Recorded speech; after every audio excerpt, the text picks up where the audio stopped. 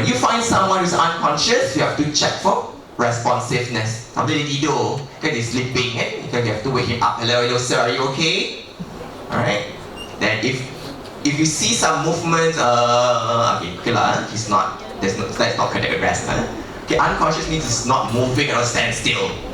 Okay, alright. So sometimes they are unconscious, but then they move their hands, they make some sounds. Okay, it's unconscious, but that's definitely not cardiac arrest, because cardiac arrest the person must be unresponsive and not breathing. Okay, so you check for responsiveness, alright, and immediately call 999. That person is unconscious. Okay. Meanwhile, you check whether the person is breathing or not. Okay. Okay, question is breathing or not. Remember, unconscious plus not breathing. That is cardiac arrest. Okay. And if the person is unconscious and not breathing, you immediately start CPR. Chest compression, CPR. Okay, it's like CPR. Okay, and when the AED has arrived, if you have an AED around you, nearby to you, you defibrillate the patient. Okay, I'm going to show you how to do it later during the practical session. Okay, most of the public, members of the public, they are afraid to do CPR. They're afraid to do this because first they don't know how to do CPR. Okay, so they're afraid that they will actually harm the victim. Okay. Second, they don't know that that is actually a person who needs CPR, because they don't know what cardiac arrest is, so they don't know whether this patient need the CPR or not CPR. Yes and no, is breathing or not breathing. You don't know, so you can't decide. All right. Okay. First, you are afraid. Second, you don't know. All right. Third, some of it, they are afraid that the family of that person will sue you for causing harm to the victim. You are pressing my father's chest. You are giving him pain. I'm going to sue you. Okay. All right. So some people are afraid of that. Do not worry. Okay. If the person is cardiac arrest, CPR will help. Nobody will sue you, don't worry. Okay, it is a life-saving intervention. You are saving a life. Unless the family says, no, don't do CPR. Let him go in peace. We don't do CPR. Yes, there are cases like that the family or the patient himself decides, if I have a cardiac arrest, if I stop breathing, my heart stops, please don't do CPR on me. Okay, there are cases like that. Okay, so we just respect. Okay, all right. Okay, and some they did not do CPR because they thought that they need to give mouth-to-mouth breathing. Okay, they're afraid, so they think, I don't know this person. I'm going to give mouth-to-mouth breathing. Right. You feel a bit disgusted. You don't feel comfortable to give mouth-to-mouth breathing. But worry not, okay? Do not worry, okay? Do not worry, because there is one thing called hands-only CPR. It's one thing called hands-only CPR, okay? Hands-only CPR means you perform hands compression only. You do not need to give rescue breath to the person. Have you ever seen the TV? They get so excited. Oh, CPR, let's do the mouth-to-mouth kissing.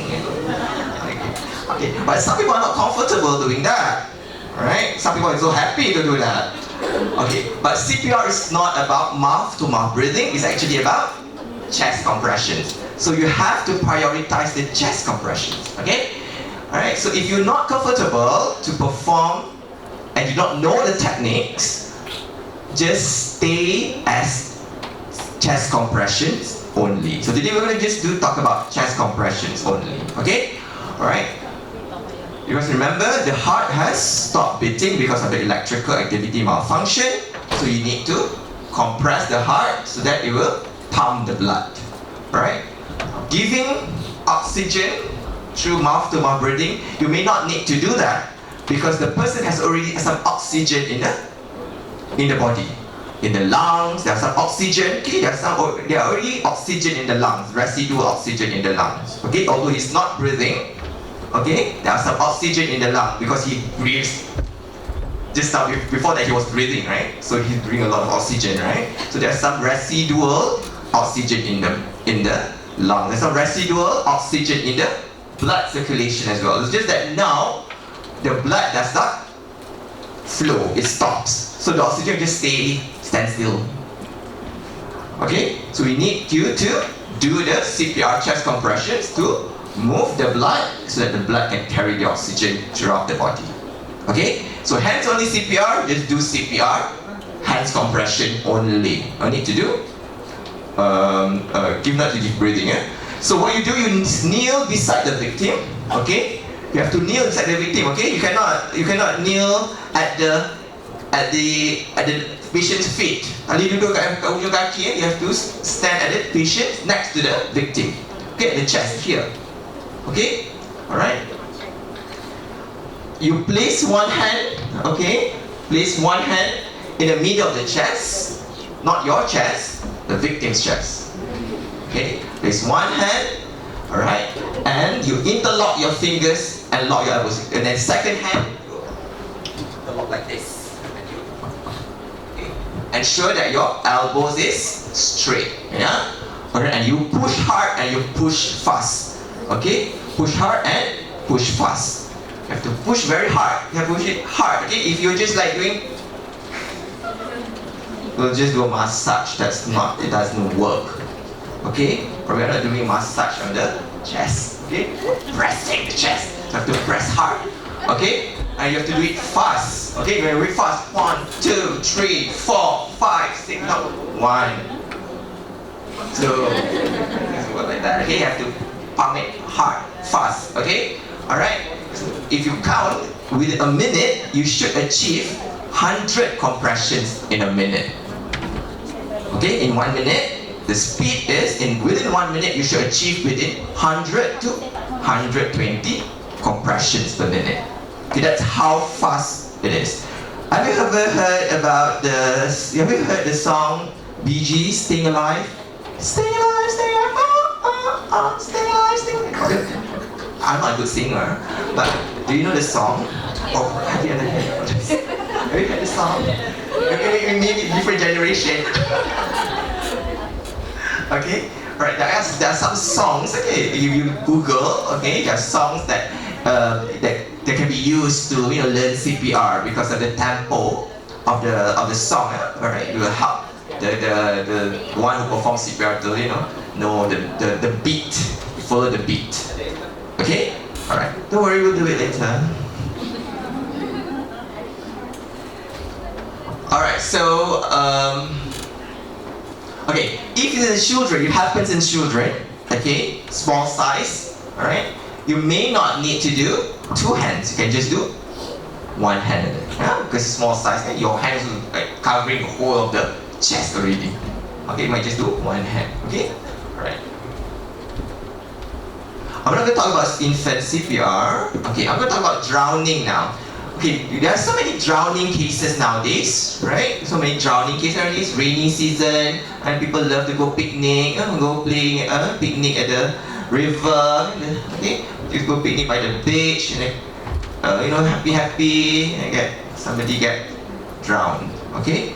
Alright, so, drowning victim, yeah, okay? Of course, when there's someone who is drowning, you first need to get help. You have to call for help. Okay, and then you have to assess the danger before you go and rescue, because you may be the next victim, right?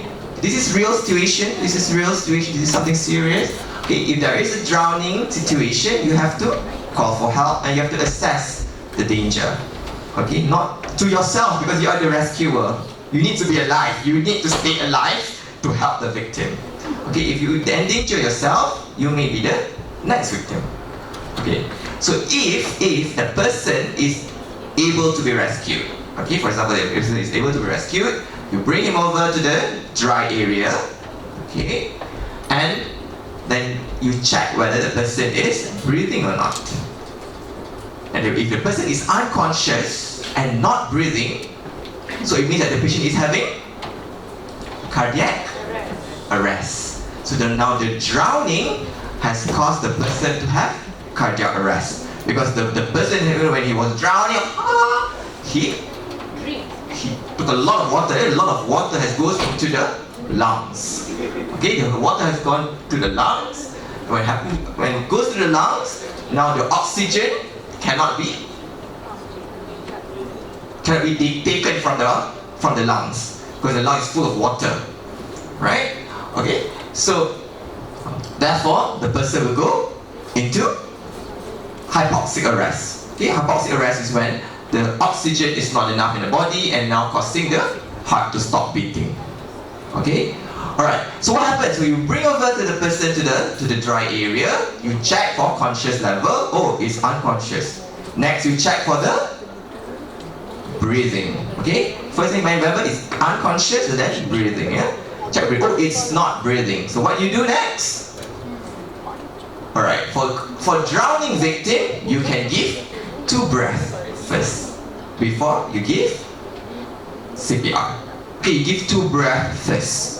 Okay, remember just now when I told you earlier, you do not need to give breath, but that's because the main problem is the heart, because the heart is not pumping, or because there's some problem with the electricity. So you need to quickly pump the heart. But this one, the problem starts over with the not enough oxygen, and then heart stops beating. So you have to tackle both. So you give 2 breaths, mouth to mouth breathing. Now you can give mouth to mouth breathing, and then you perform chest compressions. Okay, all right.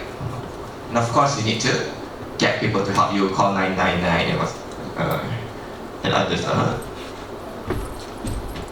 All right. Okay. Now let's talk about AED. Okay, AED. What's AED again? Automated. E is external, because it's external. Okay. D is defibrillator, because there is internal defibrillator. Dr. Huzari will talk. Dr. Huzari inserts a lot of internal defibrillator, but this is external defibrillator. Okay, external defibrillator. All right. So first, when you have the AED device with you, you have to turn it on. Okay, and then you apply the pads. Okay, do not worry, because it's automated external defibrillator. It will teach you. Alright, there are some diagrams on the on the AED. It will tell you what's the first step, second step, third step, what to do. Alright. In fact, the AED has a voice prompt. It's a voice prompt. It will tell you. When you open it, it will tell you turn on the AED. Press the on button. Press the on button. Then you will see apply pads on the bare chest. Okay, that's what I say. Okay, you apply pads on the bare chest. So you will see the pads. There are 2 pads. Okay, and on the pads there's a diagram. Okay, there's a picture where to apply the pads.